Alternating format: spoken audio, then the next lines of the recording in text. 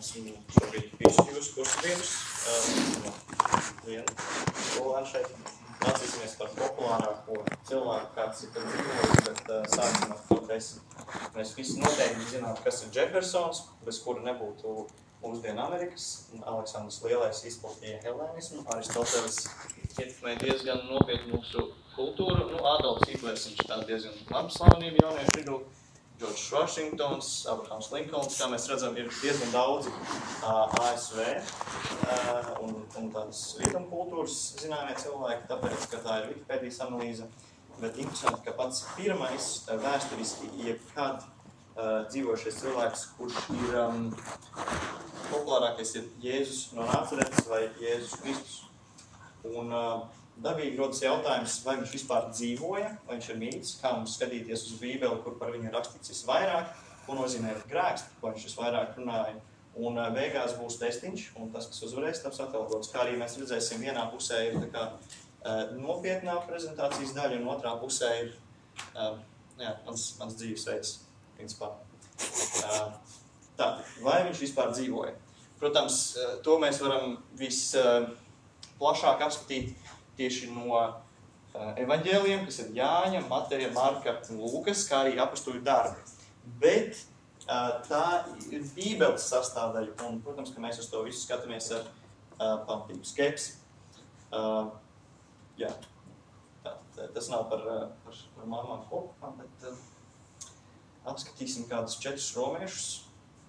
Viens no tiem ir negluži romietis, bet Jūds, Josefs Flāvijs, kā mēs redzam, viņam ir ļoti skaista cepure, un ļoti skaisti rakstīts arī par Jēzus brāļa Jēkaba netaisnību nāves sodu, kur viņš piemin brālis Jēzu, kuru sauc par Mesiju. To viņš saka, runājot par Jēkabu.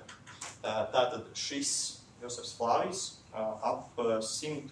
gadu mūsu erā jau piemin Jēzu. Tātad diezgan būtiski norādot to, ka viņš tiešām eksistē Jēzus. Tālāk ir tāds garāks fragments, ko skeptiķi, un es personīgi arī apšaubu, ka tiešām šis ir tas, ko Flāvijs raksta, bet katrā ziņā fragmentus mēs varam pieņemt. Ap šo laiku tur dzīvoja Jēzus, gudrs vīrs, ja patiesi viņu varētu saukt par vīru. Un tas, kas ir valodā, to var neapstrīdēt, principā. To tiešām viņš varētu būt rakstīts, pārējais varētu būt pievienots nedaudz vēlāk. Pilāts viņu notiesāja uz krustu, diezgan būtiska kristietības sastāvdaļa. Ja Jēzus nebūtu nomiris un augšām cēlies, tad kristietība, principā, teorētiski viņa būtu neiecīga. Kā arī kristiešu cilts, kas nosaka pēc viņu. Tālāk apskatīsim Tacitu. Šeit arī ir tāds garāks fragments un interesanta lieta par kristietību sākumā. Kristiešu sākumā ļoti nicināja, daudz kur joprojām nicina un iznīcina vulgārā vārdā kristieši. Kāpēc vulgārā vārdā? Tāpēc, ka Kristus bija populārs vergu vārds un izplatīta nepareiza Kristus uzruna. Nevis uzruna, bet izruna. Un tas bija veids, kā iesmiet par to, ka Kristus sekotāji, kaut kāda verga sekotāji. Redzam arī Poncija Pilātu pieminētu, Tiberija valdīšanas laiku, un to, ka tas izceļas Jūdijā, kas ir tā laika valstī. Redzam arī Plīņu jaunāko, vēl viens romietis, kurš piemin agrīnos kristiešus, kuri dzied Kristum, it kā dziedādami Dievam, kas apstiprina arī kaut ko, ko mēs Bībelē redzam, ko Jēzus par sevi saka, un ko viņa sekotāji par viņu saka, ka viņš ir Dievs.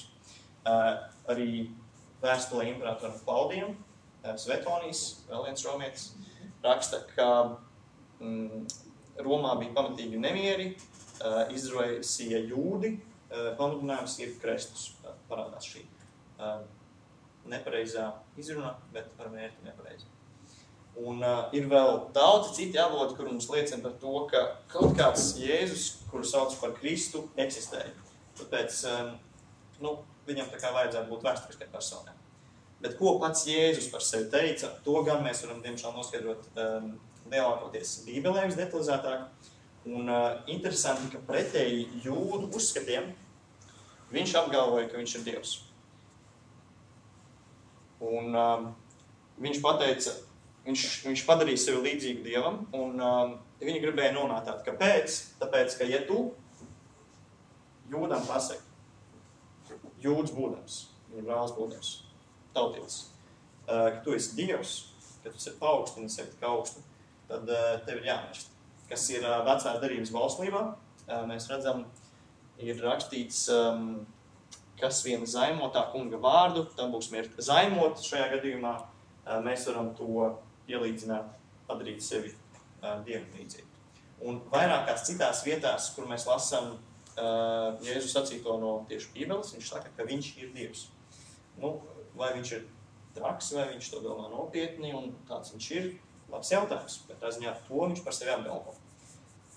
Arī, kad citi viņu pielūdz kā Dievu, viņš viņus nenosoda un negrib nonākt ar akmeņiem. Bet tagad paskatīsimies uz grēku. The Bible has a lot to say about how messed up humans are, and that's true. It's also true that the Bible's vocabulary about this topic sounds odd to modern people, using words like sin, iniquity, or transgression. And so the Bible's perspective on the human condition is often ignored or treated as ancient and backwards. This is really unfortunate, because through these words, the biblical authors are offering us a deeply profound diagnosis of human nature. Iniquity describes behavior that's crooked, while transgression refers to breaking trust. And sin, this is actually the most common of these bad words in the Bible. So let's focus on it for a few minutes. Sin translates the Hebrew word chata and the Greek word hamartia. The most basic meaning of sin isn't religious at all. Chata simply means to fail or miss the goal. Like when the Israelite tribe of Benjamin trained a small army of slingshot experts, they could sling a stone at a hair and not chata. Or there's a biblical proverb that warns against making hasty decisions because you're likely to chata your way, miss your destination. So in the Bible, sin is a failure to fulfill a goal. But what's the goal? Well, on page 1 of the Bible, we learn that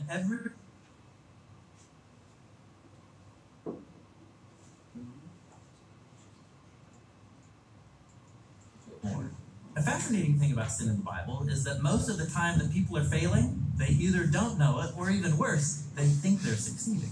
Like when Pharaoh wants to build Egypt's economy and protect national security, in his mind, this justifies enslaving the Israelites. He thinks it's good, and he's totally unaware that it's an epic fail. Or when King Saul is chasing David around the wilderness trying to kill him, he thought he was bringing a criminal to justice until he realizes he's the corrupt one. And he says, I have sinned. I am the villain. So it's more than just doing bad things. It describes how we easily deceive ourselves and spin illusions to redefine our bad decisions as good ones. So why are humans such bad judges between moral failure and success? Well, the first appearance of the word sin in the Bible offers an insight. There are these two brothers, Cain and Abel. Their parents had just given in to this beastly temptation to redefine good and evil by their own wisdom, and now Cain is faced with a similar choice. He's jealous and angry that God has favored his brother, and so God warns him, if you don't choose what is good, chata is crouching at the door, it wants you, but you can rule over it. So in these stories, sin, or moral failure, is depicted as this wild, hungry animal that wants to consume humans. And we know how that story ends. The Bible is trying to tell us that failed human behavior, our tendency towards self-deception, it runs deep. It's rooted in our desires and selfish urges that compel us to act for our own benefit at the expense of others. And it leads to this chain reaction of relational breakdown. This is why in the New Testament, the Apostle Paul describes hamartia as a power or a force that rules humans. In his words, we are slaves to sin. He even says sin lives in us, so that the things I don't want to do, that's what I do. So with the word sin, the biblical authors are offering a robust description of the human condition. It's a failure to be humans who fully love God and others. It's our inability to judge whether we're succeeding or failing, and it's that deep selfish impulse that drives much of our behavior. This is not a pretty picture of ourselves, but if we're honest, it's realistic. This is why in the Bible, the story of Jesus is such good news. He's depicted as the Creator become a truly human one who did not fail to love God and others. That is, he did not sin. And yet, he took responsibility for humanity's history of failure. He lived for others, and he died for their sins. And he was raised from the dead to offer them the gift of his life that covers for their failures. Or in the words of the apostles, he committed no sin, yet he carried our sins in his body on the cross, so that we might die to our sins and live to do what is right. And that's the story behind the biblical word for sin. Okay. Šeit mēs redzējām tādu ļoti vizuālu pamatojumu, kā grēks ir saprotams normāli mūsdienās. Un tā, šeit laikam negribēs redzēt. Kā arī mēs nedaudz dzirdējām par kristietības pamatdomu, kur šeit ir garā versija, bet es saīsināju, lai ir full proof, teiksim tā. Tu neesi ar Dievu, bet Dievs vēlas būt ar tevi. Un ko viņš izdara? Viņš atnāk un izcieš sodu, nomirst tavā vietā. Un kristietība saka, ka ja tu pieņem, ka Jēzus ir Dievs un ka viņš nomira tavā vietā, tad tu vari būt kopā ar Dievu. Tā ir visa kristietības pamatdoma. Ja to mēs vēl vairāk vienkāršojam, kristietības pamatdoma ir attiecību atjaunošana starp tevi un Dievu. Līdz ar to, ja tu negribi attiecības ar Dievu, tad kristietība nav priekš tevis. Un tagad būs kahūtiņš. Pieslēgsimies, izvēlēties savus telefonus, un tās lapiņas, kuras es jums izdalīju, varētu būt ļoti noderīgas. It īpaši vienā jautājumā. Droši pieslēdzamies. Atgādinu arī, ka būs balviņi tam, kurš iegūs pirmo vietu. Laika pieslēgties nav daudz, tāpēc, ka diemžēl mums ir ierobežots laiks runāt par kristietības, cik žēl, vai ne? Varētu par to runāt vēl visu atlikušo nodarbību, bet diemžēl mums ir kādi ļoti jauki cilvēki, kas ir ieteikušies uz nodarbību vadīšanu, tāpēc piesakamies ātri un dabūsim, tad noskatrosim arī balvas ieguvēju.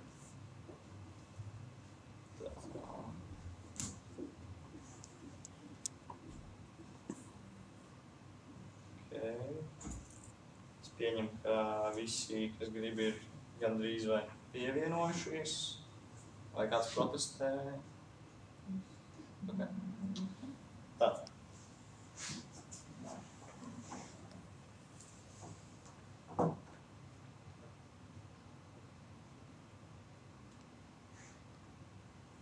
Šeit noderēs tās matemātikas zināšanas.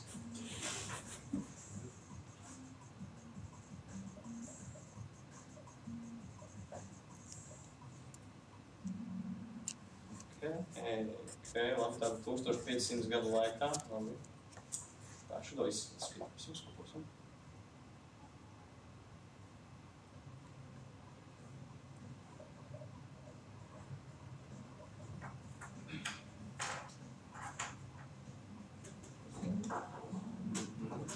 Okay. Malači. Šis tas ir izdīgi.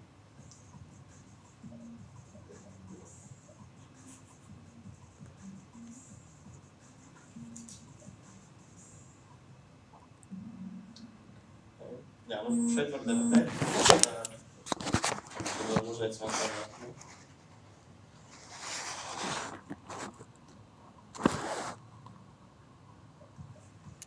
Tātad jautājums, ja sākumā kristiešus dēvēja nicinoši tā, kā viņas iesauc? Nesauc sev par kristiešiem, jo tas bija nicināt. Dzīve nevienmēr ir godīga, kaut testiņi arī. Bet ir iespēja dabūt jums atpakaļ, dubultie punkti.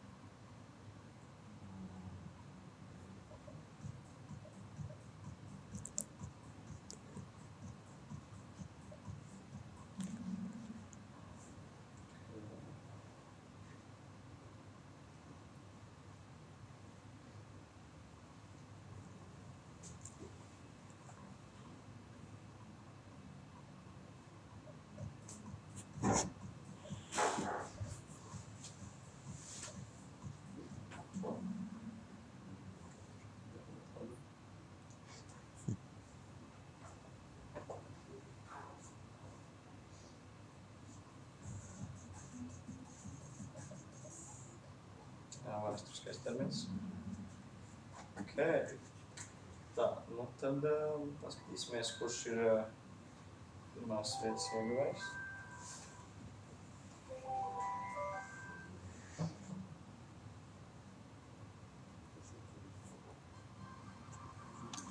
Kurš ir Linija?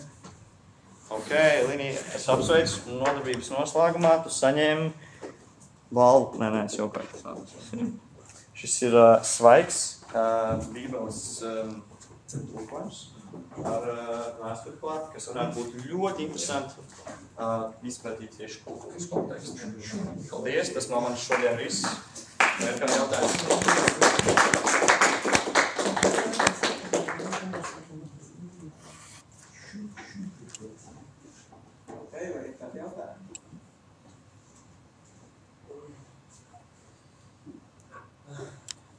Vai tu atceries visus 10 dievām paukus?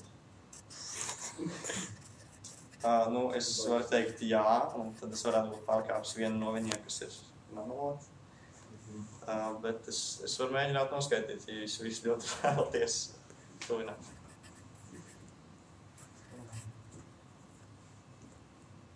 Es pieņemu, ka tas ir nē.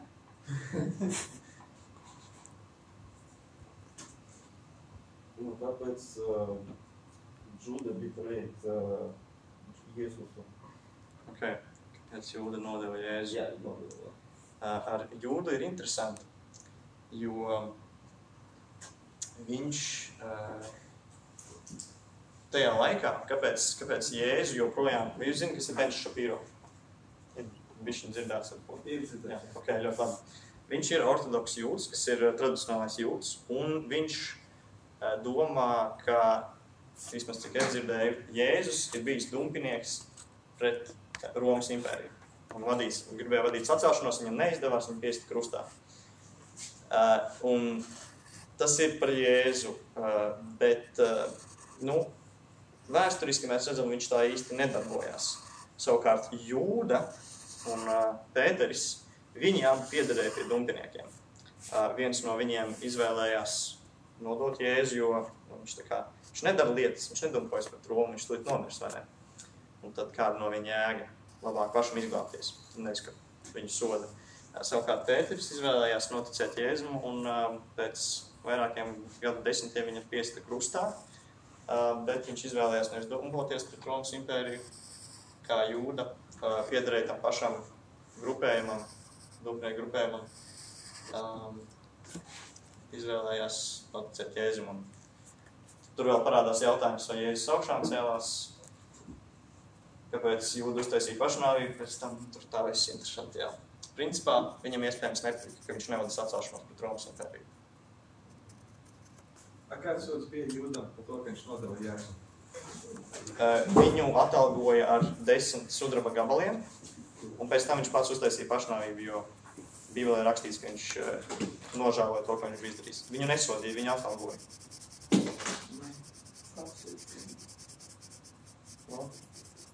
Vai to tā var nosaukt? Jā, lūdzu. Kāds priekšrocības izvēlēties kristietību, pēc piemēram helēnismu vai budismu? Vai islāmu? Ok, tā. Kristietība, cik es zinu, ar ko kristietība no pārējām reliģijām atšķirās. Ja mēs skatāmies uz budismu, hinduismu, islāmu, tad loģika ir tāda. Tu dari maksimāli daudz laba, un tad tu vari būt kopā ar Dievu. Un tas Dievs, viņš pats nav tāds, varbūt viņš nav nemaz viens, varbūt viņš izskatās super dīvaini un neskaisti, bet varbūt viņš izskatās skaisti, un tev ir jāizdara super daudz labas lietas, un varbūt tu tiec mūžīgā dzīvībā. Savukārt kristietībā ir tā, ka tu neko neesi spējīgs izdarīt, un Dievs ir visu izdarījis tavā vietā, viņš pats grib būt ar tevi, un tur izvēlēties pieņemt viņa aicinājumu. Un būtiskākā atšķirība ir tā, no kuras puses nāk iniciatīva. Vai tu dari maksimāli daudz labu, tiec debesīs varbūt, vai arī Dievs izdara maksimāli daudz tavā vietā, un tad tu vari būt kopā ar viņu, jo viņš vēlas attiecības ar tevi. Es ceru, ka es atbildēju uz jautājumu. Papildu jautājums? Vienīgais tā kā par helēnismu. Helēnisms tā nav īsti reliģija. Tas bija sengrieķu reliģija. Ok, jā, ja mēs skatāmies uz grieķu dieviem, es nezinu, varbūt tu gribi būt kopā ar Zevu mūžīgi Olimpa kalnā, bet es nezinu, vai viņam kādu brīdi negribēsies kaut ko vairāk ar tevi nekā vienkārši būt kopā. Kā mēs esam rakstījuši par viņu. Diemžēl tie grieķu dievi bija tādi diezgan neteiksim. Es aizmirstu. Ja Dievs dara maksimāli visu, ko viņš var, mums nekad nav jāatver. Kāpēc mums jāgrib kaut ko vispār darīt? Kāpēc, teiksim, tu gribi apprecēt kādu sev mīļu meiteni, vai, teiksim, sev mīļu sievieti, un tu esi gatavs visu viņas labā darīt. Savienot bankas kontus, bet tu esi gatavs visu darīt, ļoti daudz atdot. Un kāpēc, lai viņa vienkārši nesaņemtu no tevis naudu, mīlestību, atbalstu un pretī neko nedod? Kāpēc? Tāpēc, ka viņa tā var. Jā, jautājums, vai tas ir tas, ko tu vēlies, lai jūsu attiecības tā izskatās. Un līdzīgi ir ar Dievu, ka viņš vēlās attiecības ar tevi.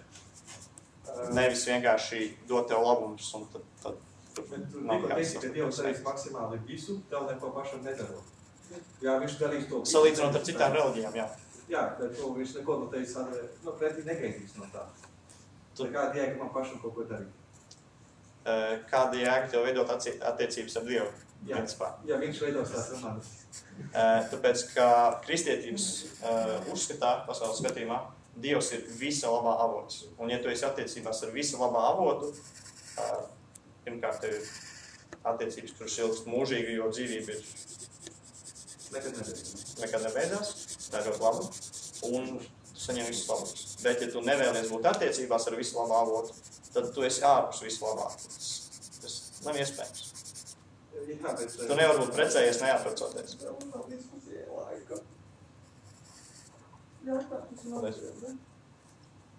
Starpīgi.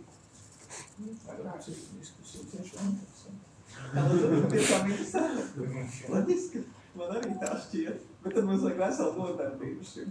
Jā, es varu sagatavot kaut ko vairāk uz nākamo reizi, vai kaut ko mazāk, un jūs varat sagatavot kaut ko vairāk.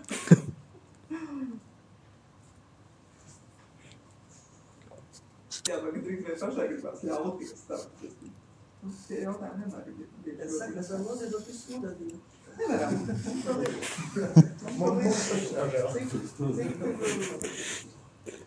Divi prezentētāji. Ok. Izdomāsim, varbūt, ka tiešām būs tā jēgas interesanti. Izklausās pēc papildus desmitnieku. Paldies, Veči. Papildu nodarbības jūs padīsiet, jā. Bet šobrīd jūs atgrieziskā saita par nodarbību. Kas jums izdevās, vai viss izdevās, vai viss bija tā kā iecerējāt? Kaut ko bija jāpiedomā? Es skatījos, es ļoti kontrolēju laiku. Es pārsniedzu laiku, kur es biju ielicis 5 sekundes it kā visiem jautājumiem, bet tur dažiem bija 10 un vairākiem. Un tad sanāca tehniskā ķibelē no manas puses un pārsniedz nodarbības laiku. Tā, to laiku es biju ieplānojis nepārsniegt. Un kopumā es domāju, ka bija diezgan iesaistoši. Nebija tā, ka es visu laiku runāju. Ir video materiāls, kvalitatīvs video materiāls, bet tas varētu būt arī bišķiņ īsāks. Tas, ko es varēju izdarīt labāk, es varēju viņu rediģēt, lai es aizņem mazāku laiku. Un sākotnēji arī paskaidrot par latiņām vairāk, tas varbūt nodarbības. Kopumā tāda vairāk saspiest nodarbība, kas nebija labi, bet saturīgi. Ok. Auditorija, jūsu patīk, visi patīk. Bet jūs teikt vairāk patīk. Man kā prezentācija bija. Jā, tā kumulatīvie nošana. Es īstenībā rādīju slaidus, es aizmirsu. Tur ir tie jau. Vēl? Ja tad ļoti grūti atrast to, kas patīk lietās, kuras visas patīk. Man, piemēram, patika visus kopā, jo var redzēt, cik ļoti jūs esat pie tā piedomājis, visos līmeņos, gan organizatoriskā, gan saturiskā, gan par mums, gan par sevi, gan par to ziņu un vēstījumu, ko jūs gribat nodot. Un tur visur tā kā var likt ček, jā, viss patika.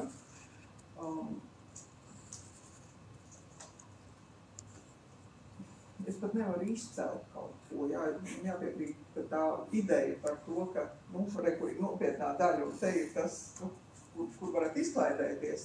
Es nezinu, vai tā bija jūsu ideja, bet es to uztvēru kā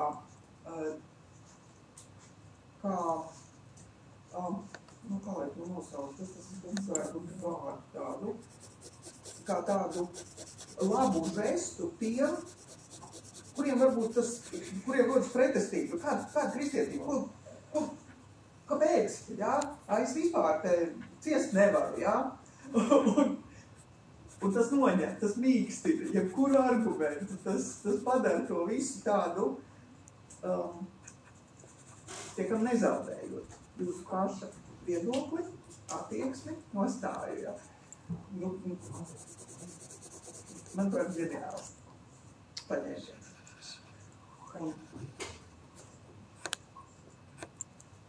Jā, es uzreiz to piedāvāt arī pateikt, es jums piekrītu. Šo jūs varējāt atļaut uzreiz, piemēram, teikt, ka, bilda, tas jums noderēs, vai arī, vai jūs varat atbildēt, tā kā atstāt atvērtu darbību, un ja kādam ir arī, šī pretestība, piemēram, par to, ko jūs rādat, šis vienmēr patiks, jā, tāds, jā, es zinu, nezinu, jā, varbūt vai pameklēt, atkal jūs iesaistat pilnīgi visus. Neatkarīgi no tā, kāda ir pārliecība, ticība vai interese vai nav interese. Tas ir motivācija vai nav. Līdz ar to iznāk, jā, ielikt mazliet vēl klāt vienu teikumu, un tas būtu iznāks arī cilvēku. Es paņēmu šo ideju, no universālā mācību dizaina. Maksimālis fokus. Tas bija noderīgi.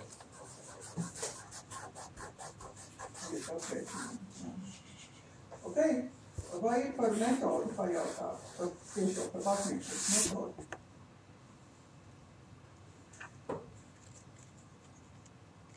Vai ir ko piedāvāt, lai uzlabotu šādu nodarbību? Es jau biju skaidrs piedāvāju. Pārvērst to par filmu laiku nodarbību.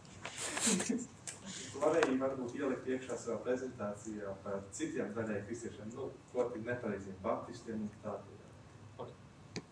Lai zinātu, ka tā ķēries. Es redzu, kas tur notiek. Ok. Paldies.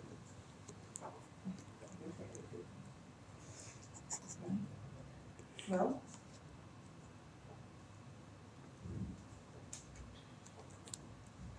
Man nedaudz radīja uztraukumu tas, ka sākumā tik ātri mainījās tie attēli un tā kā centēs paspēt līdzi. Tā kā tas šā sākumā. Vēl?